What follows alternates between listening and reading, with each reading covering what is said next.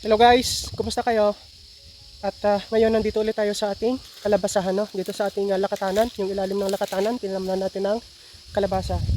Look guys, yung update dun sa ating toppings, no? Yung pagputol ng talbos niya at makikita nyo talaga yung pagkakaiba, no? Kasi yung purpose natin noon ay para dumami yung sanga, which are, ito yung naging results. Tingnan nyo yan, tingnan nyo itong puno na to. See? Dito natin siya pinutulan. Tingnan niyo yung sanga. Sumanga siya dito. Nagkaroon siya ng sanga doon. At nagkasanga pa siya dito. Ito naman. Diba? Oh. Mga pinutulan natin yan. No? Dito tayo pumutol. Pinutulan natin to. Tingnan niyo yung sanga. May sanga doon. Dito. Dito. At dyan. Then, ito. No? Ayan. Pinutulan natin siya dito. Tingnan nyo, meron talbos. May sanga doon. Nagkasanga siya dito. See? Ayan. Ayan.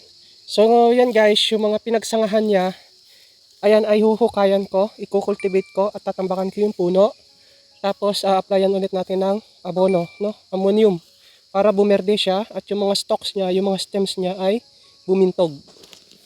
Kasi yung mga pinagsangahan yan guys, meron siyang ugat sa ilalim, no? Yung mga ugat yan.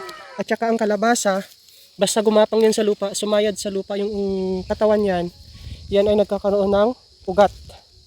Kaya kapag may mga ugat na nakakapit sa lupa, yun ang magandang tambakan ng makapal na lupa. I-cultivate ang paikot at alagaan ng basa, dilig, para dumagdag sila dun sa pag-absorb ng lamig ng lupa, ng tubig, at ng nutrients. So, ayan yan lang yung mga update natin. Ito pinutulan natin yan. Yung talbos niya, ang hahaba na, no? So, yan. So, yun yung update natin guys, no? At please keep updated by watching all my uploaded videos, no? Thank you for watching and see you on our future vlogs. Bye!